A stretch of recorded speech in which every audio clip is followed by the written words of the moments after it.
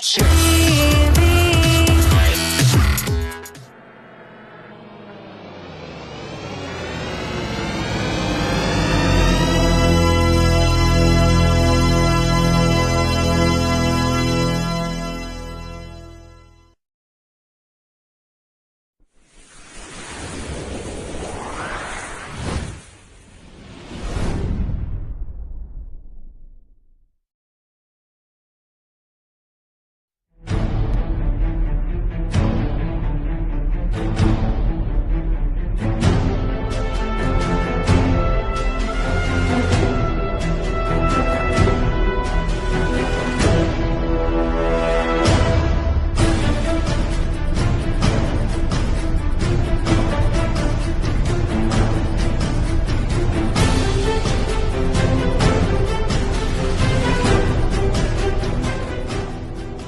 Diggity TV, the future online, and the future starts now.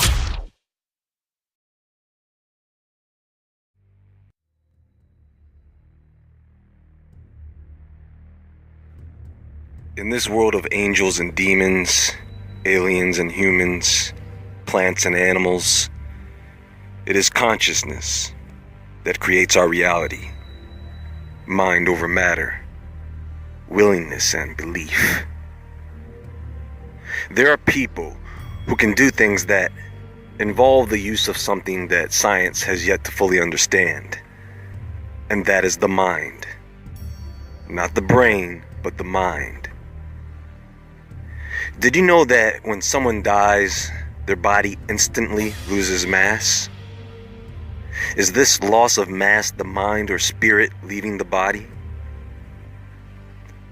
Earlier in life, I took advantage of the opportunity to begin studying the martial arts or martial science, and I learned a few things.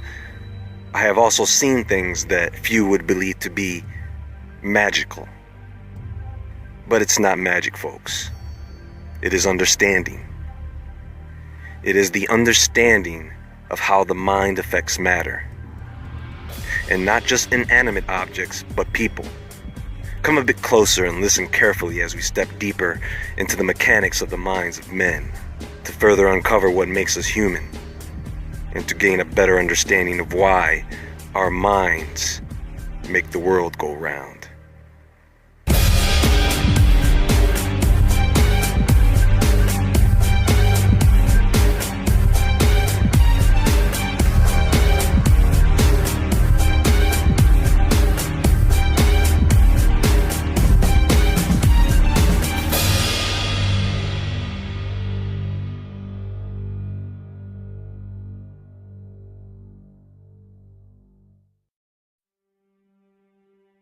So this is how it works. Everything you experience, everything that you see, everything that you hear, touch, smell, taste, is sensory input that the neurons or nerve cells in your body store and organize. At the same time, these neurons are making connections with other neurons that hold similar information, creating a neural pathway, transmitting signals between neurons. For example, if a person gets seriously injured, that pain will now be associated with the memory of that event. So everything that person had seen, everything that person heard, the smell in the air, is now tied to the pain of that event. Right now, you are either feeling one of two things. You either feel good or you feel bad. That's it. The many terms we use to describe how we feel are just different levels of one of those two feelings. See, hate is not an emotion. Love is not an emotion. They are energies. They are energies that you project and absorb. When someone is projecting anger, frustration, fear, they are putting out that negative hate energy. When someone is projecting joy or happiness, that of course is the love energy. I mean, does this make sense? So, what tends to occur is whatever a person is feeling, due to hormone secretion, that person can become addicted to the feeling on a cellular level, whether it be positive or negative. If someone has a bad experience that they then let fester in their mind, they can become addicted to that feeling, and so now due to their thoughts, they begin to experience one bad thing after the next, and they spiral downward. This leads to chronic pain, depression. Their body just begins to break down at this point. That negative energy is locked in. For how long is up to the individual. In the same category, right along with this type of person, we have what's called the energy vampire. Understand that the whole point to this is that your thoughts affect matter, and the first thing that they affect is you. Now, the energy vampire, there are many types, but no matter what type of energy vampire they are, this is simply nothing more than a person that makes you feel bad, right? So knowing this, we can easily identify who these people are, right? Most people don't want to admit it, but it's usually the people who are closest to you. And it's difficult. I know some of these people, you live with them. You work with them. These are the people that you know when you are around them, they will drain you of your energy, literally making you feel fatigued. There's the buzz killer, the narcissist, the victim, the attention seeker. They come in all forms, folks. You know who I'm talking about. And then there is the rare form of energy vampire, the psychic vampire. The people who go out and do this intentionally, no matter where they are. In fact, the bigger the crowd, the better. These people will actually go out and attempt to consciously steal your energy. Yes. Oh, you better believe there are witches and others of the type who are out there. And they do not care if the energy is positive or negative. They'll take it and turn around and use that energy for whatever they please. Some even put out videos on the internet instructing others how to do this, how to pull energy out of a person.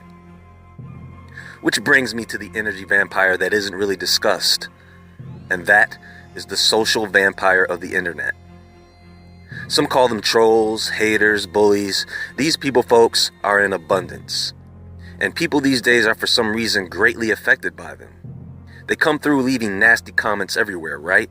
They're in your emails, your Facebook, your Instagram, your Twitter, your blogs, your videos, and people are allowing them to get into their heads. Let me ask you something, folks. If someone came into your house and they left a bag of crap sitting in your living room floor, what would you do to that person? You wouldn't let them back in, right? What if someone came into your home and began to curse you out? What would you do? Right. So why would anyone with any sense allow a person to do this to them online? Someone sends me a nasty email, comment, or text, it's gone. I delete it. That's what the delete button is for. And then I never read what that person ever writes again. But some people get driven into depression by this. Why? Block them. Delete them. Erase their email. Wipe out their phone number. If you allow people to get into your head, it will pull the dark side in you to the surface. So it's not hard to see the effects that thoughts and feelings of those around us have on our minds and bodies. But how do they affect other matter? There have been multiple experiments studying the crystallization of water after being frozen, while both positive and negative love and hate energy is being transferred to the water. Masaru Emoto's rice experiment, which you can do at home, is where two identical jars of cooked rice are stored and observed, while one is labeled with the word love and the other with the word hate. The two jars are observed over time, and that love and hate energy is projected by the observer onto the rice. The rice that is loved seems to remain the same, while the rice that is hated rots. You see what type of effect this negative energy has on food. What do you think that type of energy is doing to your body? For those of you who live within close quarters of your neighbors or in an apartment building, how do you think the energy of your neighbors is affecting your mind, your mood? This affects plants and animals as well. And we eat these things. Believe it or not, whatever energy that is being projected by these farmers will affect their crops and livestock that then end up in our markets. Conventionally farmed chickens are a good source of this negative energy. And that energy does not die. It is simply transferred to you. You can taste the difference in a meal when someone prepares it with their heart and soul than when someone just throws something together that usually comes out of a bag or box. All of these things so far are just examples in which our personalities and emotions affect living matter. There is something called the mastermind. This is when like-minded individuals who want to project a similar thought congregate. This amplifies the amount of energy being projected out into the universe. If you have enough people in one place projecting the same idea or thought, it can reach a tipping point that can have a global effect. This was demonstrated back in the 90s by the TMCitas, a group of meditators that gathered in Washington, D.C., causing a dramatic reduction in the crime rate. The more people that gathered, the more the crime rate dropped. Now, I want to talk about how when you focus this energy, it can affect non-living matter. So what can we do with this energy as a whole? What can we do with this energy that flows through us in its raw form? The ancient Chinese called this flowing energy qi. You see, a long time ago, the Shaolin monks were just peaceful praying monks, very spiritual and nonviolent, but violence changed them. See, these Shaolin monks were being constantly robbed and assaulted by raiders and all types of bad dudes. Now they grew tired of this, so they decided that they would send out scouts to search the world for warriors. Warriors that could teach the monks their ways so that the monks could then protect themselves from bandits, giving birth to what we know to be Shaolin Kung Fu. Of course, martial arts existed long before Chinese martial arts, but these monks took it to a whole new level, creating a Jedi-like fighting style, complete with methods on how to hypnotize or psych out their opponents. The psychic martial artist, with the ability to throw energy punches from a distance, through walls even. The ability to force, push, and pull objects. The ability to paralyze and stun opponents by simply touching them. Not to mention the ability to resist pain while making their body impenetrable to knives and blunt objects. Why do you think the military hires these people to teach their finest soldiers how to apply these techniques in combat? Bodhidharma was the Buddhist monk that came from the Western regions, Central Asia or India. And it is told that he brought these Buddhist concepts to the Shaolin Temple and was the one to begin the physical training of the Shaolin monks. Concepts that made their way further into Southeast Asia and Japan. And in Japan, there were the grandmasters of these teachings, the Ki Masters. Legends say that these Ki Masters possessed the same abilities as the Shaolin monks, but they could also do things such as projecting a sonic blast by screaming. Today, this is called a Ki-Ai, which is intended to startle an opponent and add energy to a strike. However, the Ki-Ai from one of these Ki Masters would cause cellular damage. It is also said that they could manifest fire to surround their bodies without being physically harmed. Fact or fiction, many of these teachings were lost in the passing down of knowledge from father to son, teacher to student. And very few people today possess this knowledge and ability, such as the teachings of the Dim Mak, meaning death touch or dragon's touch. A practitioner could project ki energy from their hands, strike an opponent at various meridian points that are active at certain times of the day due to circadian rhythms, and within 24 to 48 hours, the person would be dead. This technique basically turns your internal organs into mush. Again, folks, these are just basic examples of what we can do with our minds, without using forbidden demonic witchcraft, by the way. See, we can all communicate with each other psychically, and DNA, genetics do play a role. I mean, you may have heard of how twins who have lived in separate locations for some time can feel each other's pain, dress and act alike, even communicate with each other mentally. These are just some things to think about.